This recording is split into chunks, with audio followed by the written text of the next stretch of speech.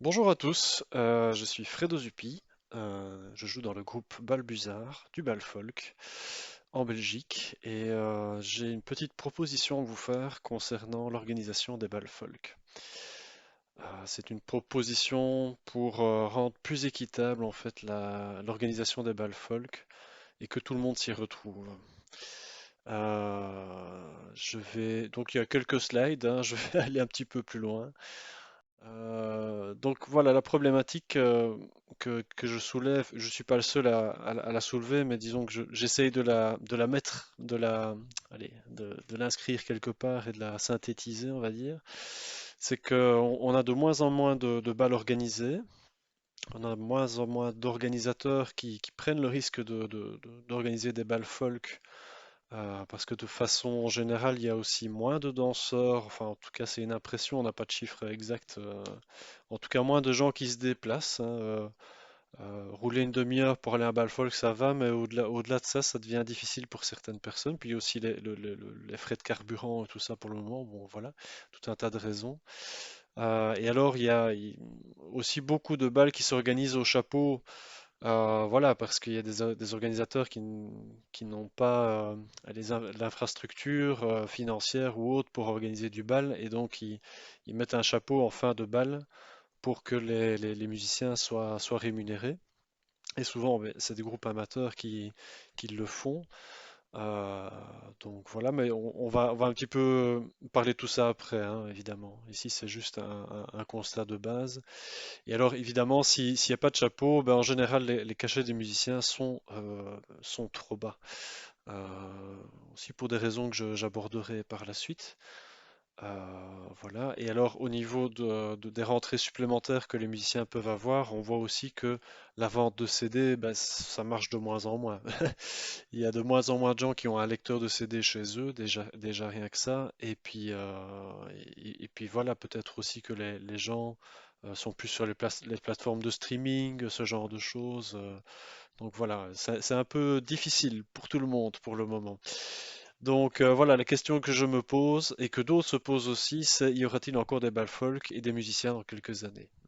C'est peut-être un peu choc comme formule, mais je pense que c'est bien de se poser cette question-là maintenant et de voir ce qu'on peut faire, quel levier on a pour faire en sorte que cette chose formidable qu'est le bal folk puisse perdurer et augmenter, et qu'il y en ait de plus en plus et dans toutes les régions. Alors, sur la suivante, donc on est tous au courant que dans un bal folk, il y a trois acteurs, hein. Il y a les organisateurs, hein, ou les équipes d'organisation, avec les bénévoles, hein, évidemment, les groupes de musique et les danseurs. Il y a aussi des gens qui viennent au bal folk pour écouter, mais bon, voilà, je les inclus dans les danseurs. Alors les difficultés des organisateurs, ben, c'est en gros celle-ci. Maintenant, je ne suis pas organisateur, j'aurais pu encore affiner la chose, mais c'est de trouver effectivement un lieu et une date. Il y en a qui font ça en partenariat avec des centres culturels ou avec des salles communales ou des choses comme ça. Donc voilà, c'est la première des difficultés. Après, il faut choisir des groupes qui attireront du public ou choisir des groupes qu'ils aiment eux-mêmes, hein. Voilà, ils ont un coup de cœur sur ce groupe-là, sur lequel ils ont dansé autre part, ils aimeraient bien l'inviter chez eux, hein, voilà.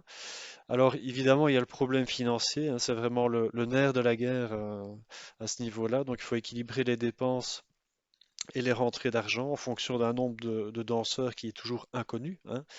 Voilà. Il faut créer de la publicité, faire de la promotion pour le bal. Et le but du jeu, c'est de ne pas perdre d'argent, ou alors on a un côté un peu mécène, effectivement, mais le but du jeu, c'est en général que tout le monde s'y retrouve. Donc voilà. Et alors évidemment, il y a un bal, ça ne s'organise pas tout seul, hein. Il faut aussi des gens qui soient partie prenante du bal et qui vont pouvoir aider en tant que bénévoles à différents postes pendant la soirée, hein, la billetterie, la préparation de la salle, le nettoyage de la salle après, hein. Des fois, ça dure jusqu'aux petites heures. Donc voilà. Alors on passe sur la difficulté des musiciens. Ben, ils en ont beaucoup aussi.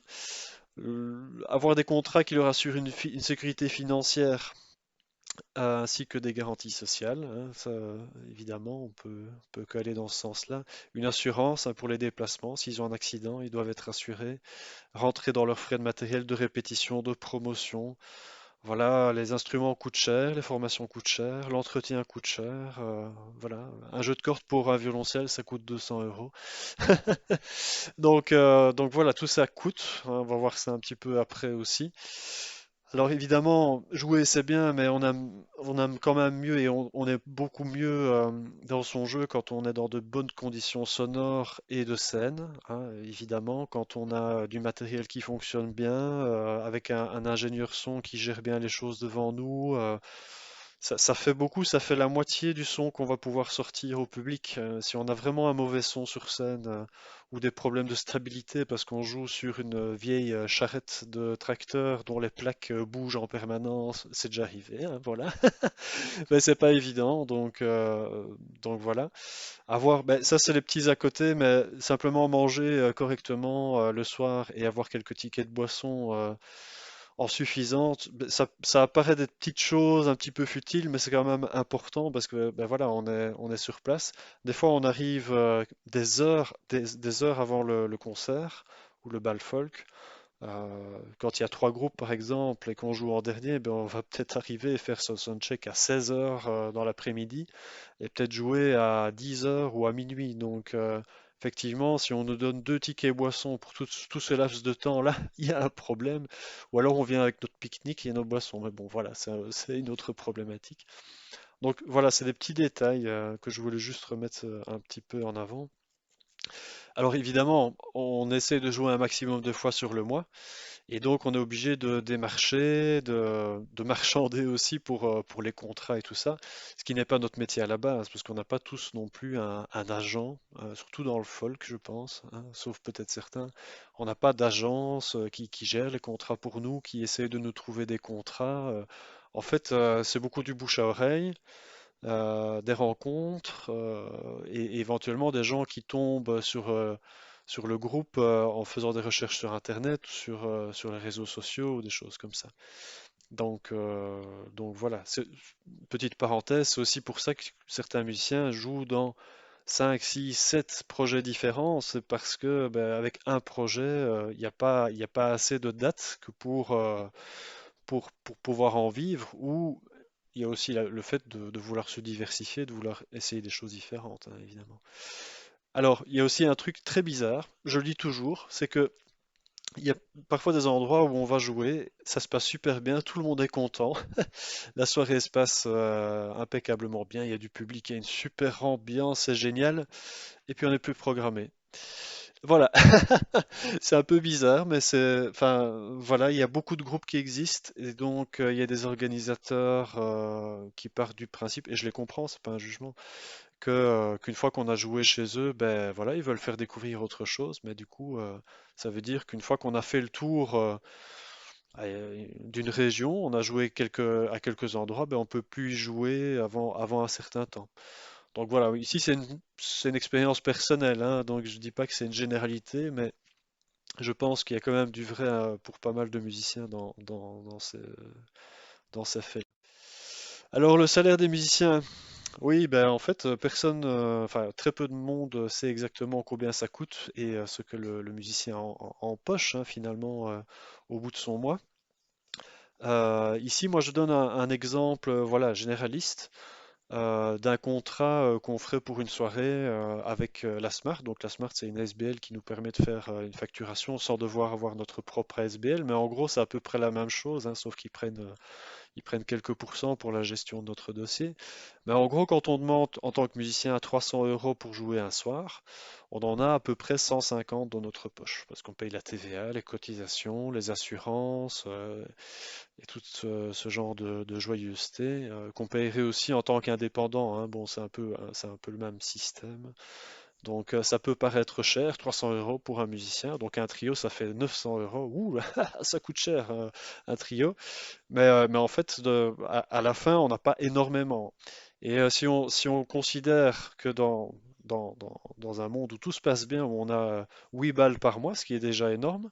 Moi-même, j'ai rarement eu 8 balles par mois. D'ailleurs, je ne sais même pas si je suis arrivé jusque-là. Après, je ne suis pas non plus, je ne fais pas que ça dans la vie, voilà. Ben, ça représente à peu près 1200 euros, ce qui est quand même assez ras de pâquerettes.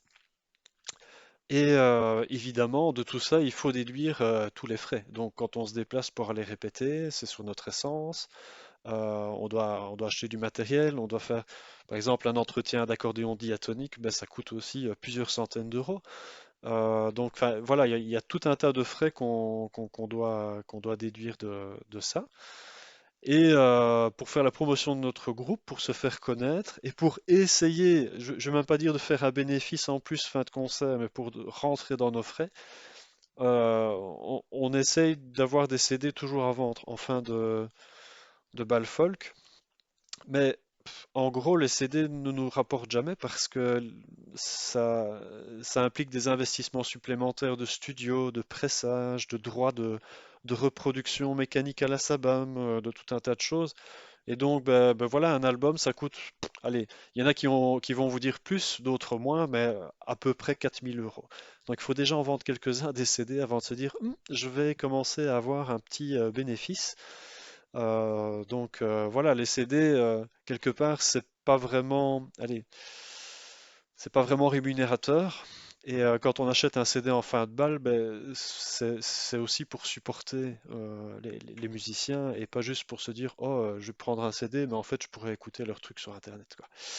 Donc voilà, il y a un peu à boire et à manger là-dedans. Enfin, je vais pas m'attarder 10 ans là-dessus, sinon le PowerPoint va durer 3 heures. Donc voilà. Et alors, il y a aussi le côté SABAM, hein, parce que si on compose, ben, on a le choix, soit on les dépose à la SABAM pour qu'ils soient déposés, donc que personne ne vienne dire ah ben non, c'est moi qui ai composé ça. Et puis pour éventuellement, si on a un peu de succès et qu'on passe dans des médias, avoir aussi un peu de rétribution de ça à la fin de l'année. En général, c'est des cacahuètes, mais bon, pour certains artistes, c'est quand même une rentrée importante. Donc voilà. Et il faut savoir que ben voilà, dans le monde du bal folk, la SABAM, c'est assez mal vu puisque c'est des frais supplémentaires. Donc quand on a un groupe avec des morceaux déposés et qu'on dit bah voilà, nous on a des morceaux déposés à Sabam, ben ça fait tout de suite mauvais effet puisque l'organisateur va devoir payer la Sabam en plus du cachet des artistes. Donc quelque part, on a le choix entre allez, entre avoir une protection de la Sabam et éventuellement pouvoir faire évoluer ces titres-là sur d'autres médias et avoir des chances de se faire quand même engager dans des petites structures. C'est pas évident comme choix à faire. Pendant des années, on peut être sans SABAM, puis on passe à la SABAM, on se rend compte qu'on a moins de contrats. Enfin bon, c'est peut-être pas lié que à ça, mais voilà, c'est aussi un problème qui vient alourdir l'organisation des balles en général. Alors l'offre et la demande. Ben voilà, quand on n'a pas beaucoup de dates et qu'on nous propose un contrat pas super payé, ben en général, on se dit bah pourquoi pas.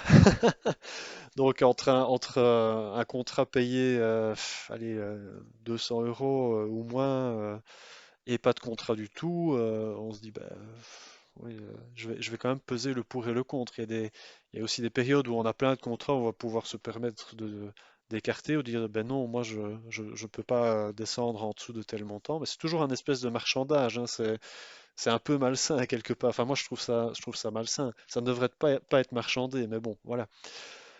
Alors, il y a aussi le fait qu'il y a beaucoup de groupes qui sont actifs, et donc c'est un peu à qui se vend le moins cher quelque part. Donc on n'ose pas nécessairement dire, ben voilà, moi il me faut 300 euros pour venir jouer, ben, parce que ça correspond à allez, mes besoins, mes déplacements, mon travail, mes répétitions. Donc voilà, si on est à 3 et qu'on demande 900 euros, on se doute bien que si un autre trio demande 600 et que c'est une petite organisation, ben, on risque de passer à la trappe. Donc, on est toujours pris un petit peu entre le marteau et l'enclume à ce niveau-là. Alors, les organisateurs, évidemment, et je me mets à leur place, ils veulent éviter d'engager des groupes qui leur coûtent un certain prix et de ne pas pouvoir rentrer dans leurs frais parce qu'ils n'ont pas eu assez de danseurs à la fin de la soirée, par exemple. Donc voilà, il y a aussi des organisateurs qui n'essayent même plus, qui ont arrêté d'organiser des balles parce qu'ils en avaient marre d'essayer d'organiser des balles et de ne pas rentrer dans leurs frais ou de ne pas avoir assez de gens au bal. Donc ça arrive aussi. Alors ici, je dis aussi qu'il y a deux types de groupes qui vont avoir plus de chances de jouer. C'est soit les groupes qui coûtent vraiment pas cher, donc souvent des groupes qui n'ont pas besoin de ça pour vivre, soit des groupes très connus qui font venir des gens, un peu comme des têtes d'affiche de festival, on va dire. Mais entre les deux, c'est difficile de trouver sa place. Donc soit on est très connu, soit on n'est pas connu. Mais entre les deux, voilà. Et donc comment on passe de pas connu à hyper connu?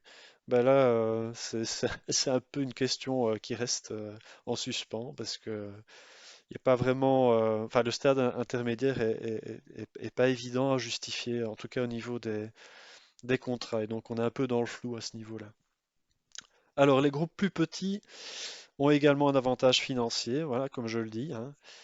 Mais ça, oui, ça implique aussi une restriction artistique. On sait que quand on veut faire un groupe à un duo, on aura beaucoup plus facile à se vendre, entre guillemets, et avoir une rétribution correcte que si on fait un groupe à 5 ou 6 musiciens. Mais ça veut dire que si tout le monde suit ce principe-là, ben on va plus avoir que des duos, quoi, un jour, ou des trios maximum, parce que le reste est très difficile à financer.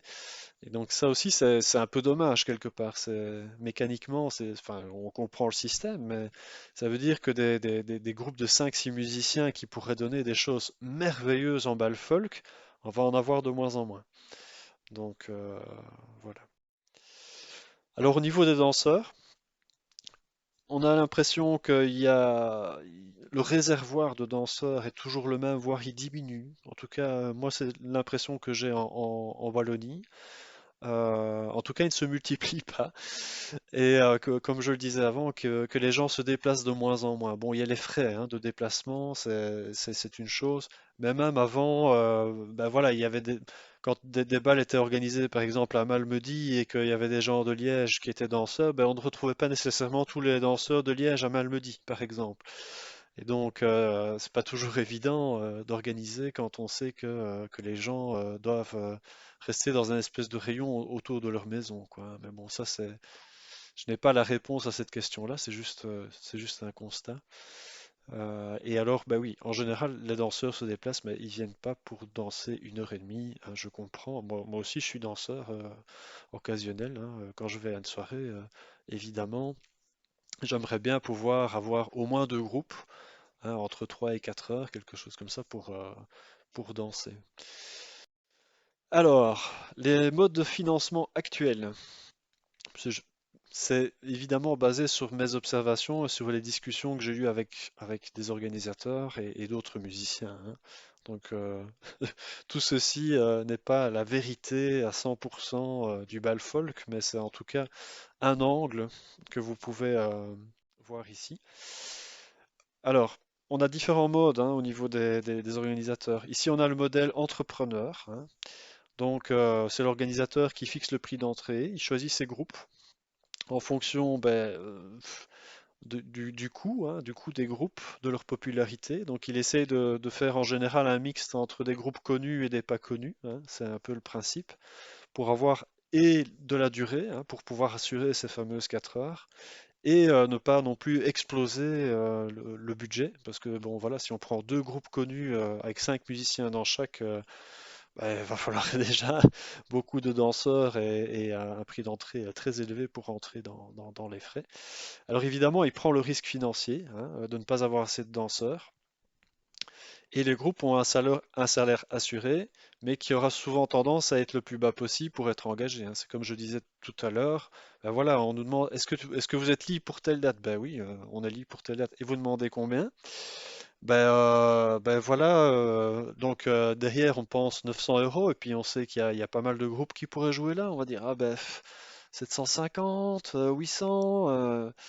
Parce qu'en fait c'est un peu comme une mise aux enchères inversée quoi. On ne sait pas exactement qui va pouvoir être engagé et on se dit ben on va pas taper trop haut pour être sûr d'avoir une chance quelque part.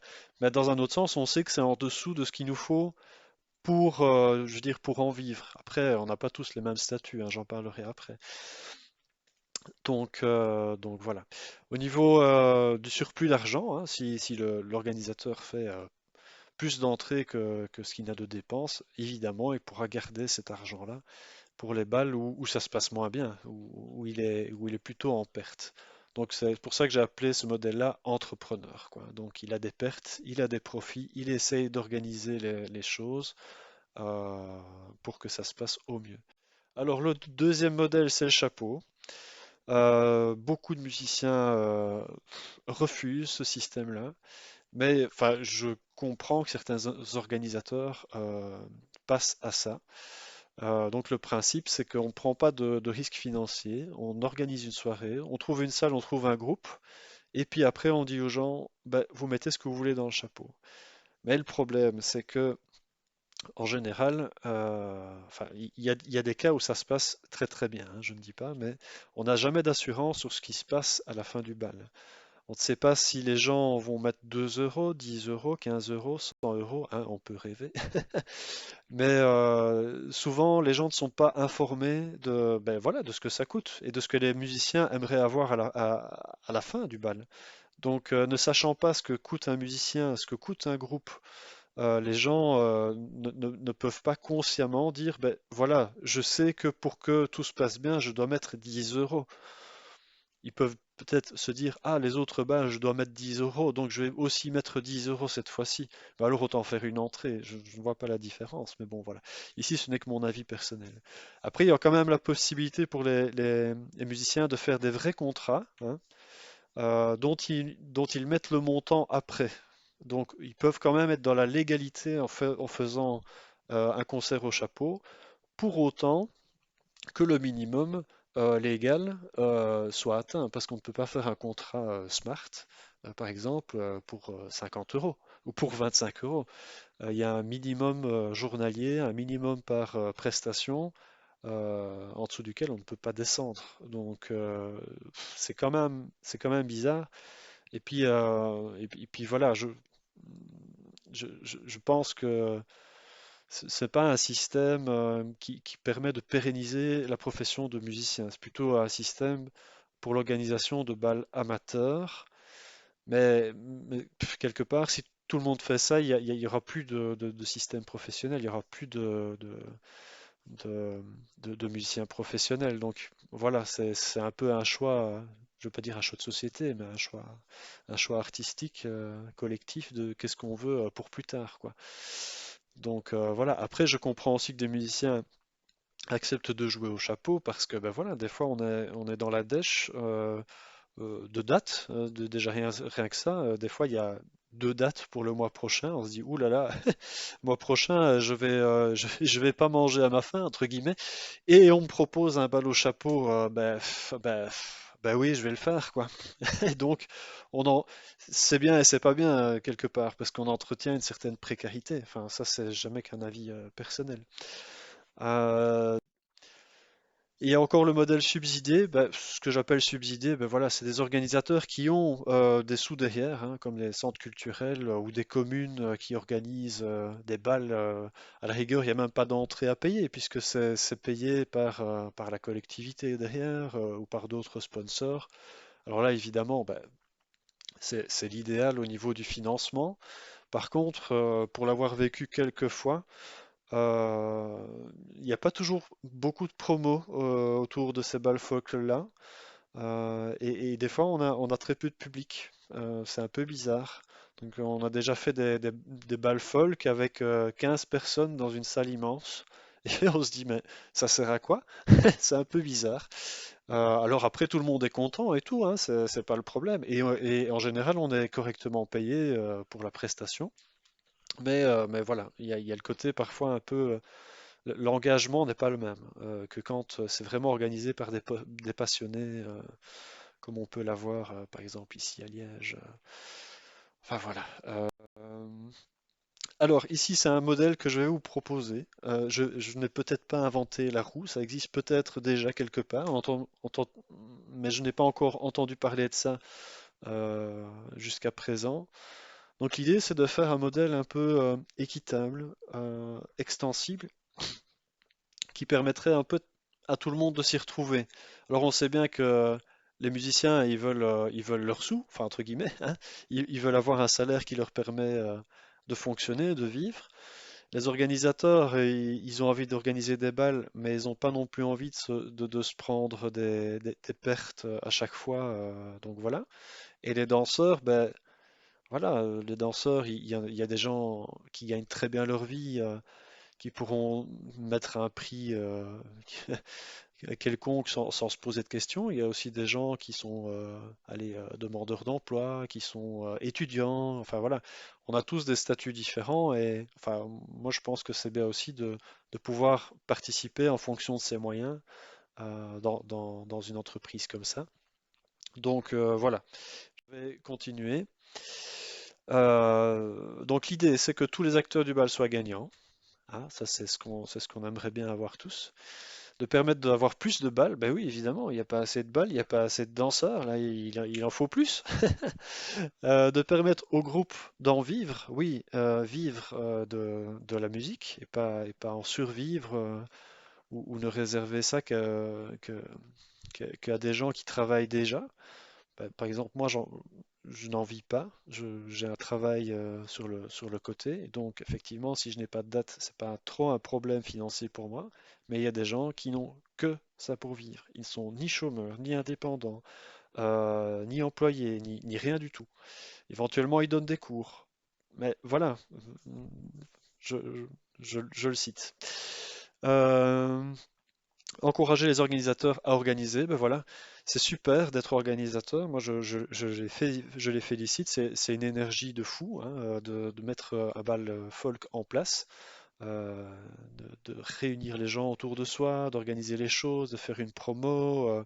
Ben voilà, ça demande de l'énergie, un investissement.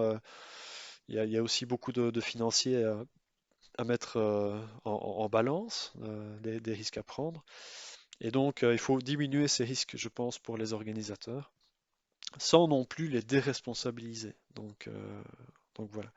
Et alors, inciter les gens à découvrir le bal folk. Mais oui, je pense qu'on a tout intérêt à ce que les gens qui connaissent pas le folk puissent venir et se dire, ah tiens, moi je ferais bien ça peut-être. Donc, il faut qu'il y ait plus de danseurs dans le futur, ou en tout cas qu'on arrête d'en avoir moins, parce que sinon, il y aura plus de bal folk, effectivement. Alors, l'idée, c'est d'avoir une charte et un mode de financement.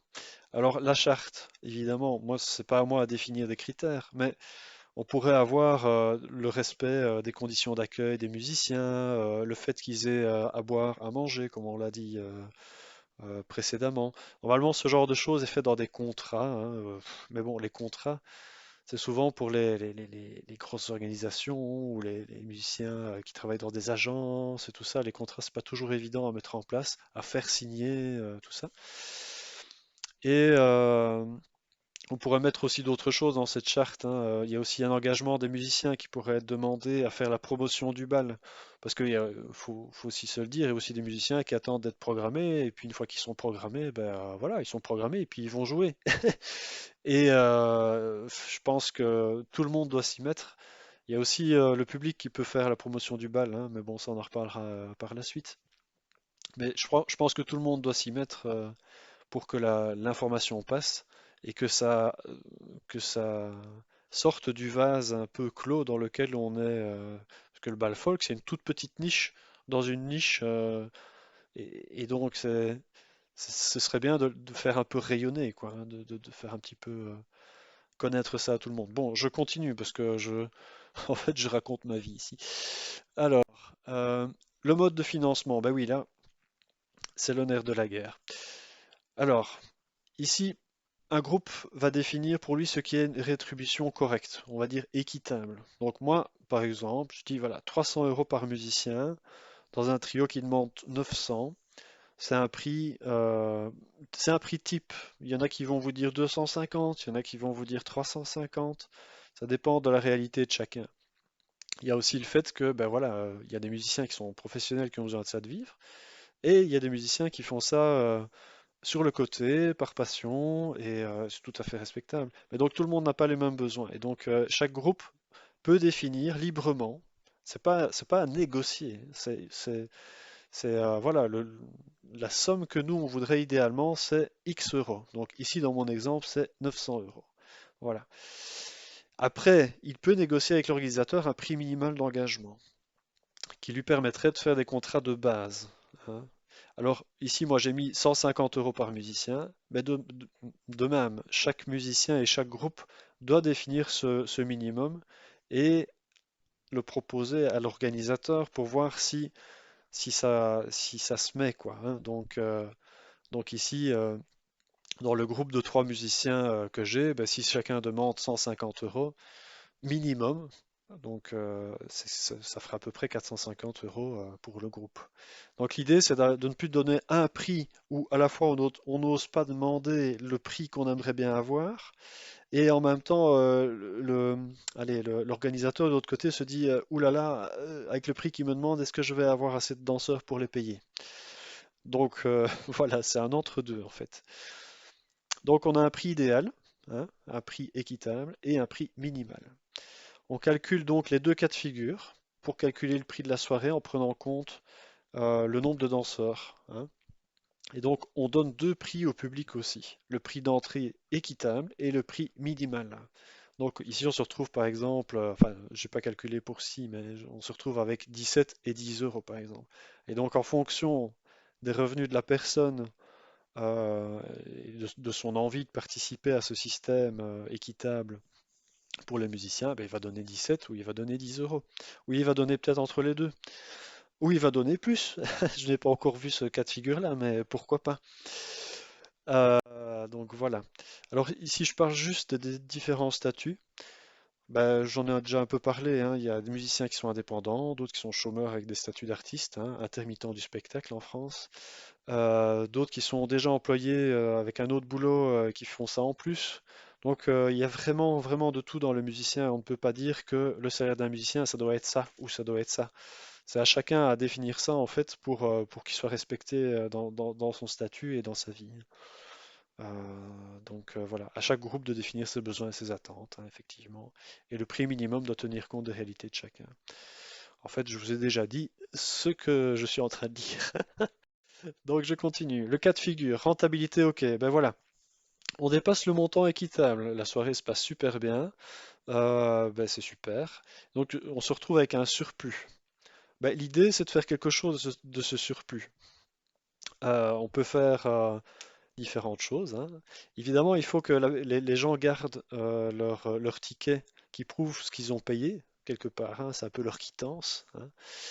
Alors, il y a différents choix. On peut garder tout ou partie de la somme en réserve pour un prochain bal, hein. Parce que même s'il y a moins de risques de faire une perte, ben, il y en a encore, donc on peut garder une partie de ces sous-là en réserve. On peut le rendre aux gens à la sortie, mais disons que c'est pas évident. Il faut avoir de la monnaie. Enfin bon, faut voir. Cette option-là, je l'ai toujours mise, mais voilà, à vous de voir. La rente sous forme de bon d'achat pour les CD de musiciens, bah oui, pourquoi pas? Pour inciter les gens à venir acheter des CD à la fin du concert, dire ah ben j'ai déjà un bon de 3 euros sur le CD, ou enfin voilà, c'est une idée comme une autre, hein, ça pourrait être autre chose. Il n'y a pas que des CD non plus, hein, chez les musiciens. On peut aussi rendre ça sous la forme de tickets boissons, hein, ou autre chose, hein, si vous vendez des pâtisseries par exemple. Sinon, une formule que j'aime encore bien, c'est la formule bon d'achat, quoi, un voucher. Et donc la personne a son ticket. Et voilà, par exemple, il a payé 17 euros et à la fin du bal, on se rend compte que ben voilà, on a atteint le quota et que finalement, ben, en recalculant les choses, ben, les gens devraient retoucher 2 euros. Ben, il peut avoir un espèce de bon d'achat de 2 euros sur son prochain bal. Et on peut même imaginer que ce bon d'achat de 2 euros, ben, soit il le donne à quelqu'un d'autre, comme ça fait la promotion du prochain bal, soit il le met dans une boîte solidaire sur le principe du café suspendu, qui est aussi une espèce de mesure sociale qui permet aux gens euh, défavorisés de pouvoir avoir une réduction au prochain bal. Dire, ben voilà, on a X réduction de réserver. ou même des places gratuites. Cette fois-ci, on va peut-être les réserver à un public différent, inviter des gens qui ne connaissent pas le bal folk. Enfin voilà, il y a moyen de faire tout un tas de choses avec cet argent-là, ce voucher-là. Voilà, il suffit d'avoir un peu d'imagination, mais je pense qu'il y a plein de possibilités intéressantes. Alors l'autre cas de figure, la rentabilité n'est pas atteinte. Donc ça c'est, ben voilà, on est en dessous de ce qu'on voulait avec le prix équitable. Ben le groupe aura le montant compris entre son minimum et son équitable, évidemment. Donc il aura peut-être pas 450 euros du minimum, mais il aura entre 450 et 900. Donc voilà. Évidemment, si cette information-là tombe avant la fin de la soirée, on peut aussi informer les gens, dire ben, on vous dit que voilà, ce soir le quota n'est pas atteint, donc les musiciens ne seront pas payés à leur juste valeur, mais vous pouvez encore acheter un CD pour les soutenir ou faire autre chose, ou avoir une boîte à pourboire ou autre chose. Mais voilà, au moins ils sont au courant de ce qui se passe. C'est un peu le principe aussi, c'est la transparence, hein. C'est de savoir combien coûte le bal, à quoi je m'engage, et si ça se passe mal, qu'est-ce que je peux faire pour soutenir un peu les gens? Parce que sinon, ben, on paye juste son entrée à 10 euros ou plus, puis on ne sait pas si les gens sont rentrés dans leurs frais, on ne sait pas si les musiciens ont été bien payés, on ne sait rien en fait dans les bals en général. Donc voilà. Et évidemment, dans ce cas de figure-ci, l'organisateur ne doit pas payer la perte, sauf si ça descend en dessous du minimum, évidemment. S'il a 10 entrées, on se doute bien qu'il va quand même se prendre une pelle. Mais par rapport à un bal classique, il va prendre moins de, allez, il va prendre moins de risques quand même, parce que euh, normalement, avec le prix minimum des musiciens, son seuil de rentabilité, hein, ça fait un peu comptable, mais est bien moindre aussi. Donc voilà. Alors, du côté des danseurs, ben, il y a aussi un effet collatéral, c'est qu'ils savent que plus ils viennent, à plusieurs, et moins le bal va leur coûter. Donc ça les implique aussi. C'est un peu comme un système participatif quelque part. On peut aussi imaginer, mais ça c'est une idée, c'est un autre sujet, mais que des entrées nouveaux danseurs puissent coûter moins cher aussi. Parce que, ben voilà, payer 15 euros pour entrer dans une soirée bal folk, alors que on ne sait même pas encore très bien ce que c'est le bal folk. Il y a mon copain qui m'en a parlé, mais je suis pas encore très sûr de si je vais le faire ou pas. Enfin, je sais pas, ça peut être il peut y avoir des tickets découvertes. Je sais pas. Je lance l'idée comme ça. Vous en ferez ce que vous voudrez. Euh, Sinon, je me reprends un petit peu. Oui, faire plus d'initiation pour les danseurs débutants. De façon générale, j'ai l'impression il y a vraiment un besoin d'initiation et de cours pour les gens qui voudraient s'y mettre.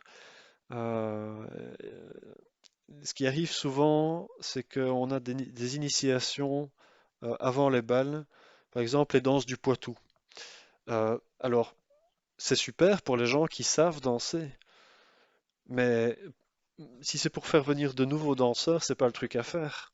Parce que le gars qui connaît pas le bal folk et qui va faire un atelier Poitou, ben oui, il va pouvoir faire éventuellement un peu des danses du Poitou, mais s'il va dans un bal folk généraliste, il ne saura pas danser la majorité des danses.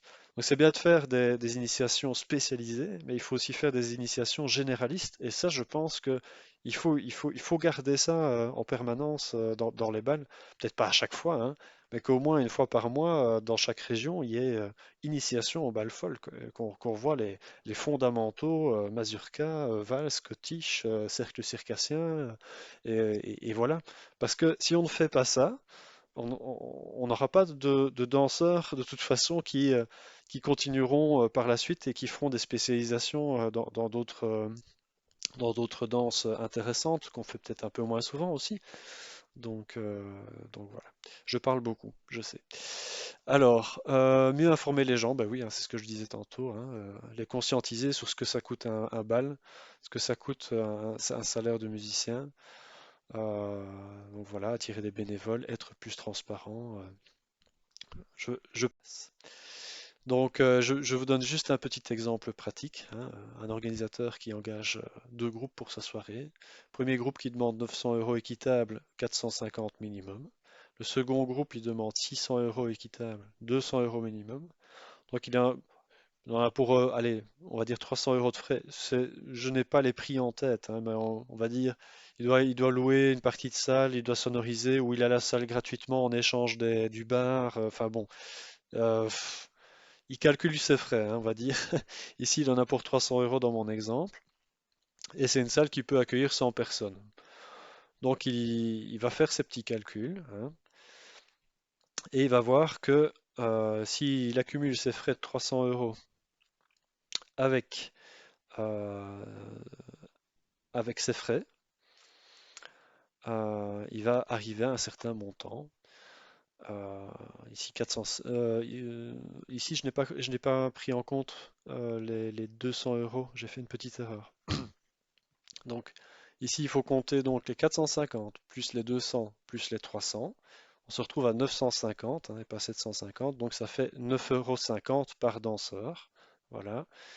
Et donc, ça, c'est le prix minimum. C'est le prix en dessous duquel on ne peut pas aller, sinon on est en banqueroute, quoi. Enfin, en perte. Donc, si on veut avoir le prix équitable, on prend simplement les prix que les groupes ont demandé à la base, enfin, qu'ils considèrent comme équitables. Donc, il faut faire 900 plus 600. Et alors là, ben, on se retrouve avec le prix correct. Parce que 900 plus 600, ça fait 1500. Plus 300 euros de frais, ça fait 1800 euros. Voilà. Donc, le prix équitable serait de 18 euros par danseur. Voilà. Alors, un petit résumé, hein, parce que ça fait beaucoup de choses. En tant que musicien, donc, l'idée c'est de donner deux montants. Le montant équitable, qui correspond vraiment à ce qu'on attend et à ce qu'on a besoin pour vivre, pour pouvoir continuer à faire ce beau métier. Et donner le montant en dessous duquel on ne peut pas jouer en fonction des seuils légaux ou autres raisons morales. Voilà. Si le seuil légal pour faire un contrat, je ne les ai pas en tête, mais on va dire c'est 120 euros le minimum du minimum. Je peux aussi me dire non, écoutez les gars, moi je joue pas pour 120 euros. À la fin, je vais en avoir 60 dans ma poche. Je préfère ne pas jouer alors. Donc voilà, c'est à chacun à mettre son minimum en pensant aussi au fait que ben voilà, si on a déjà un métier sur le côté, on peut accepter de jouer pour 60 euros. Évidemment, c'est pas un gros problème. Mais on peut quand même mettre un salaire demandé, si tout se passe bien, beaucoup plus élevé, puisqu'on a quand même le montant équitable. Donc on peut jouer sur ces deux montants-là pour permettre au bal de se faire et pour laisser la possibilité aux musiciens d'être bien rémunérés quand même. Alors, en tant qu'organisateur, ben, c'est avoir moins de risques financiers, clairement. Donc, c'est aussi permettre à plus de balles de se faire quelque part. Donc, tout le monde y gagne. Et en tant que danseur, c'est mieux connaître le système, voir ce que coûte un bal, participer à la rémunération juste des artistes, pérenniser les balles folk de demain, continuer de partager avec les musiciens. Bah oui. Je pense que c'est super important en fait. Si on n'a plus de musiciens qui peuvent en faire leur métier, oui, il y aura toujours des bals amateurs qui pourront se faire, mais je pense qu'on va perdre quand même quelque chose. Il y a vraiment tout un pan de la culture bal folk qui vit grâce à des musiciens professionnels aussi aujourd'hui. Donc pour moi, c'est important que ça reste et que ça continue.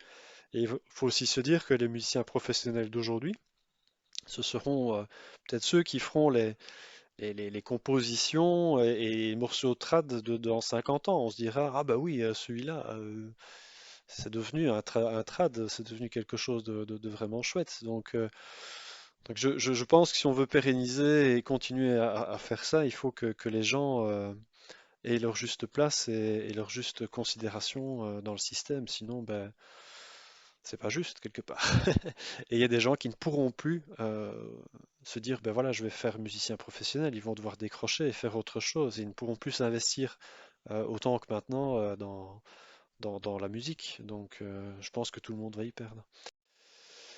Alors juste quelques idées en plus, hein, puisque ben voilà, j'ai pas encore assez parlé apparemment. 4 heures de balle, deux groupes. Ben oui, ça me semble une bonne moyenne en fait, d'avoir deux groupes pour jouer 4 heures. Ou de jouer 1h45 avec le changement de scène, ce genre de choses.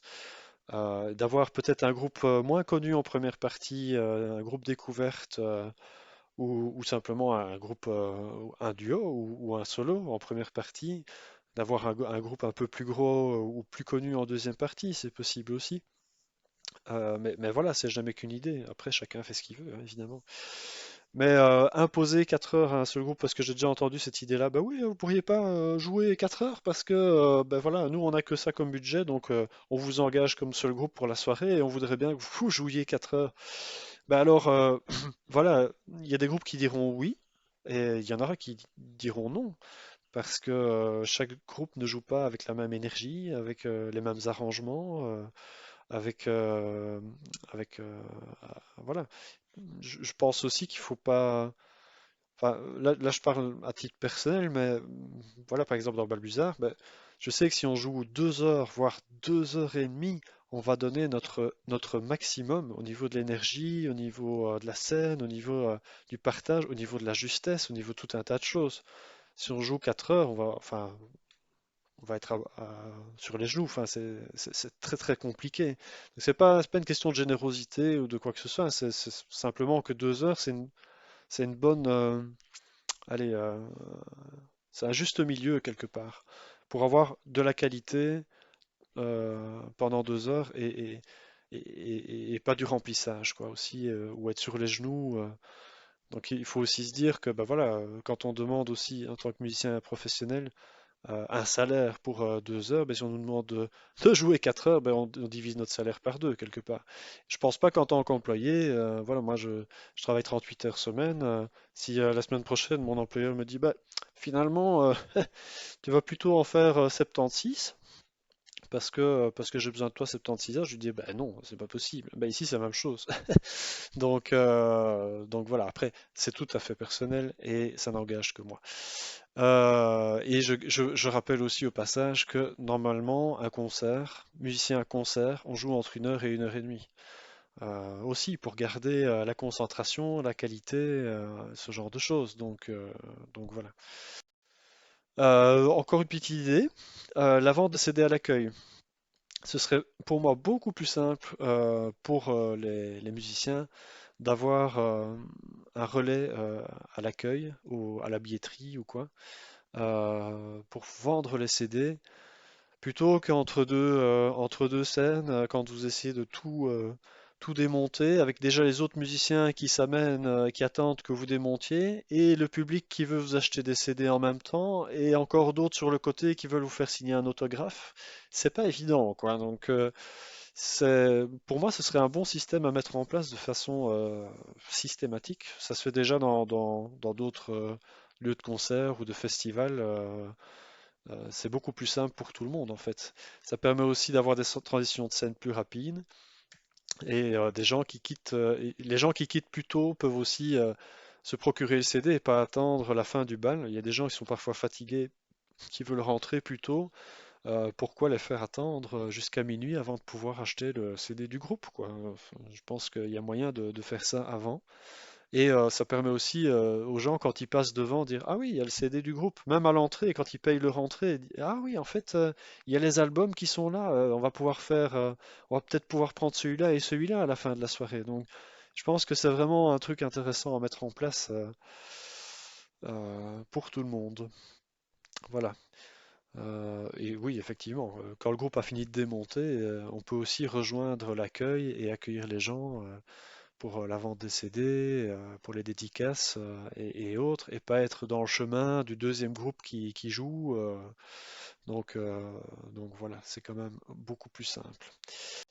Voilà, merci. C'était un peu long, hein, je suis désolé, je ne sais pas combien de temps j'ai pris. J'insiste bien sur le fait que tout ça est un avis personnel.